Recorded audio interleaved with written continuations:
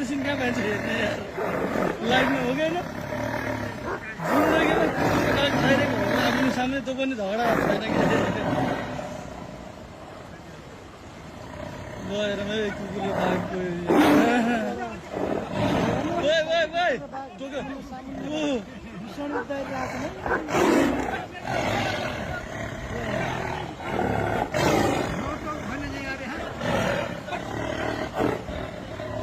कुकुर र बाघ हेरेर लाइभ हुन्छ यार जिन्दगीमा